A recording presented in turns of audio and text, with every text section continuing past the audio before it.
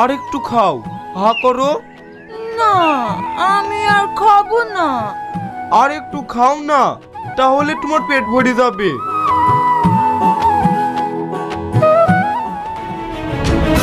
কি হলো, তোমার গলায় খাবার পেটে গেছে? তুমি এখানে লোক করে বসো, আমি এক্ষুনি পানি নিয়ে আসছি। এই বাবু স্কুল যাচ্ছি? হ্যাঁ স্কুলে যাচ্ছি। আমার এই পুটলাতে মজা আছে। তুমি খাবা খাবা খাবা। আসো আসো আসো আসো। আমি যাবো না, যাবো না, ছেড়ে দাও মা। এই তোমার ছেলে গেলে কোথায় যাচ্ছি? ছাড় বলছি, ছাড়। না, আমি ওকে ছাড়বো না। ছাড়বি নি? থাম, তোর মজা দেখাচ্ছি। এই তোমরা কে কোথায় আছো? তাড়াতাড়ি আসো গো, আমার ছেলেকে সেই ধরে নিয়ে যাইছে। তোমরা কি মারছো কেন? ও কি অন্যায় করেছে? ওকে ছেড়ে দাও, ওকে ছেড়ে দাও।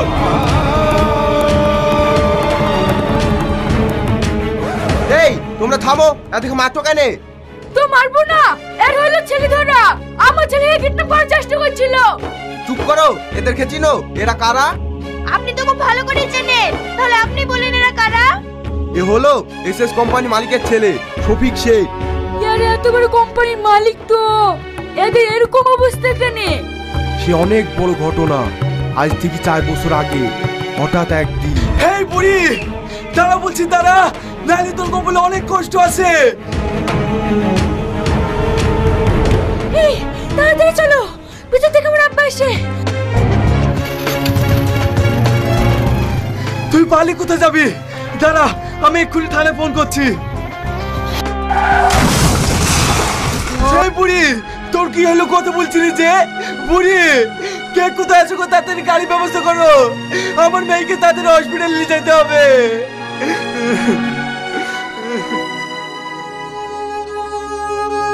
এই বুড়ি, তুই ভালো আছিস তো? দেখুন, পেশেন্টকে ডিস্টার্ব করবেন না। যা জিজ্ঞাসা করে ডাক্তারবাবুকে জিজ্ঞাসা করবেন। কেনে আমার মেয়ের সাথে কথা বলতে পাবো না? অবশ্যই পাবেন, তবে এই মুহূর্তে নয়। কি হয়েছে?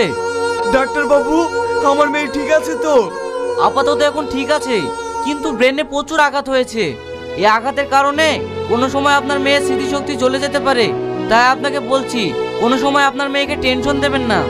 ডাক্তার বাবু, আমার ছেলের কিছু হয়নি তো? না না, তেমন কিছু হয়নি, সামান্য একটু হাতে চোট পেয়েছে। এই বুড়ি, তুই বললেই তো পারতি শফিককে ভালোবাসি, তাহলে তোর সাথে বিয়ে দিয়ে দিত। পালাতে গেলি কেনে? তুই জানিস শফিকের আব্বা আমার ছোটবেলাকার বন্ধু। যা হওয়া তা হয়ে গেছে, ওসব কথা কোন বাদ দে।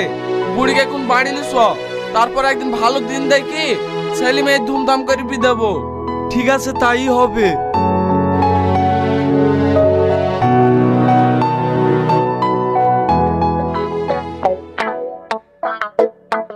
আয় আয় বস, ভালো আছি তো ভাই?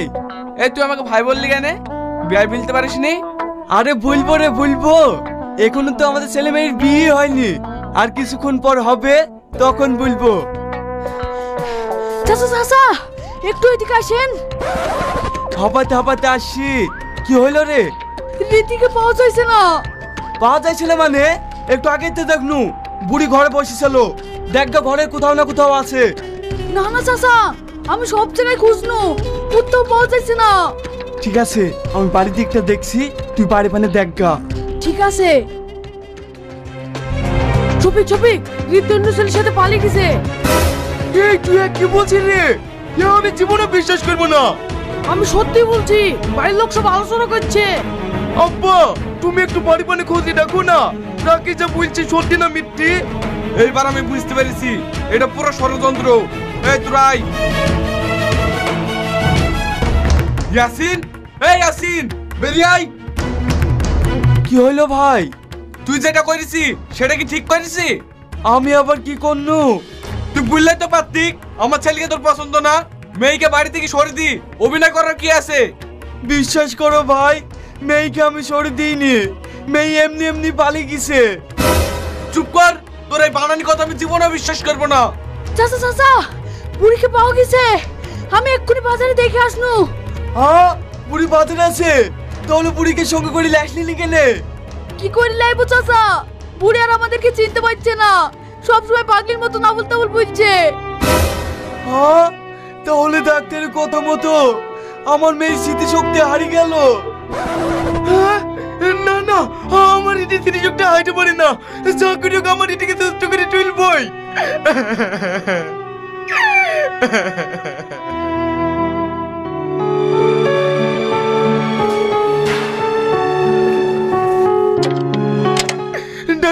ডাক্তার বাবু, আমার এটি স্মৃতিশক্তি হারিয়ে গেছে। আপনি যে করে হোক আমার এটিকে ভালো করে দেন। এইটা সেই পেশেন্টটা না? এই পেশেন্টের কথা তো আমি আগেই বলেছি, একবার স্মৃতিশক্তি হারিয়ে গেলে আর কোনোদিন ফিরবে না। ডাক্তার বাবু, তাহলে আর কি কোনো উপায় নাই? উপায় একটাই, টাইম মতো খাওয়াবেন আর উপরওয়ালাকে ডাকবেন। আল্লাহ গো, আমি আর তোমার কাছে কিচ্ছু চাইনি। তুমি যদি আমার ইটি স্মৃতিশক্তি ফিরিয়ে দাও।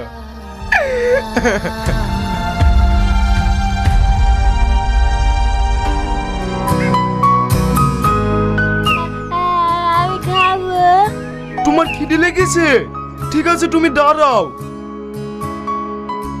ও ভাই, একটা পাউরুটি দাও না, আমার রিটিকে খাওয়াবো।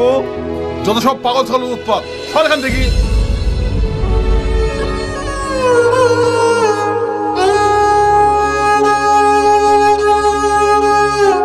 তুই আমার ছেলে হই আর কতদিন লোকের লাথি চাটা খাবি বল? তোকে মানুষের মতন মানুষ করনো, আজ এই দিনটা দেখার লেগি। তোকে শেষবারের মতন বলছি, তুই এই পাগলিকে ছেড়ে বাড়ি যাবি কিনা তাই বল। কি হলো, কত বলছিস যে? আমি আগেও বলেছি, এখনো বলছি, আমি যদি বাড়ি যাই তাহলে রিটিকে সঙ্গে করে নিয়েই যাবো। সব সময় রীতি আর রীতি। আমি বলিনি এই পাগলি মেয়েকে আমি জীবনে বাড়ি দিতে যাবো না? আমিও রিটিকে ছেড়ি তোমার বাড়িতে আমি জীবনেও যাবো না। ঠিক আছে, থাক তুই ওকেলি। আব্বা, একটা কথা বলবো, এই দুনিয়ায় সবাই নিজের দিকটা ভাবে, কেউ পরের দিকটা ভাবে না। আজ এই মেয়েটা পাগলি হয়ে গেছে বলি ওর আব্বা মা একবারও খোঁজ নিয়ে দেখে না, আর আমি ভালো আছি বলি তোমরা আমাকে লিটে আসছো, কিন্তু এই অসহায় মেয়ের কথাটা একবারও ভাবলেন না। আমি যদি তোমার সাথে চলে যাই তাহলে এই মেয়েটা কোথায় যাবে, কি করবে, তুমি বলো আব্বা।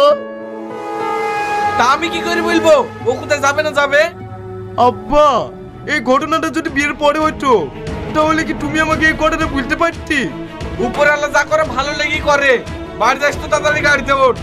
আমি তো ভুলেই দিছি, একে ছাড়া আমি এক পাও লড়বো না। তোকে তো চাইতেই হবে, দরকার হয় তোর প্রেমিকাকে শেষ করে দিলি যাবো। আব্বা, একে আমার জীবন দিয়ে আগলে রাখবো, আর কেউ কিচ্ছু করতে পারবে না। ঠিক আছে, আমিও দেখছি তুই কতটুকু আগলে রাখতে পারিস।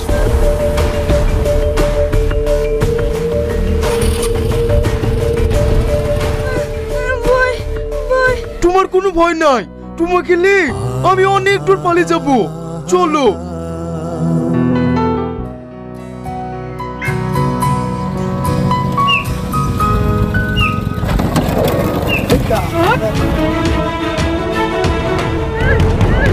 এই কোথা কানা, ওকে ছেড়ে দাও বলছে, ছেড়ে দাও, ওকে ছেড়ে দাও।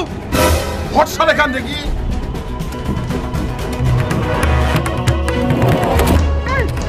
রীতি, রীতি।